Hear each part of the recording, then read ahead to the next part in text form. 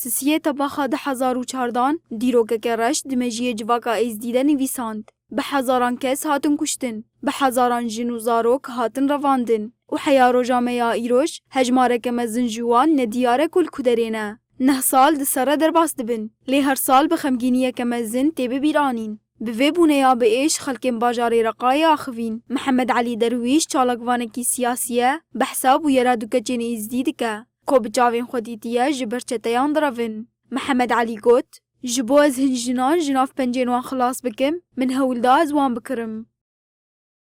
خاطر بودم چرشیده مدی دک دراون دکش که کرد. یک عمر خو 13 سال بون و یک جی ادبیم جی چکتر بو یعنی 9 سال 8 نه هبون لهندي ام بين جامعي باس الجامع نور لو دركي جحارتك درفان حارتك مدي خلق البيوان دنيري يعني اي ساكن ميتور تشيا غوفانا يزيدنا درفن المرج بو فرسان دك مغاز فهمك كوكينا كل دورن تشكن المازوار في مرفهم من كاتنا مالك موكي و تشاتن جوروبي وان دكر 10 بيوان دكر انا كي من تشاتا او نيفون دي مرهو اني اسبرسكم انه ايه داعش انا ودارن ازديان دبنتينان فلان وفرهد شرط ياك خناك ليش ما تشتري لك مقوم تفروش وقارج مره بفرسان دك يعني وتشو قونا مشكله السبا از معلومات امتدن بالكامل تشقوس يا مشتات خوزن وبتش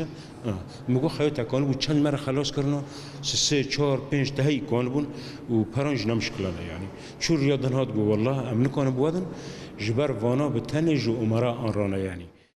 هروها جی خلکین رقای نظمی نبود دیار کر که زیادتری 7000 جنو زاروکن شنگالیان هاتن گرتن او گوت من بریا هنوالی خواه هجماره که جنان خلاص کر.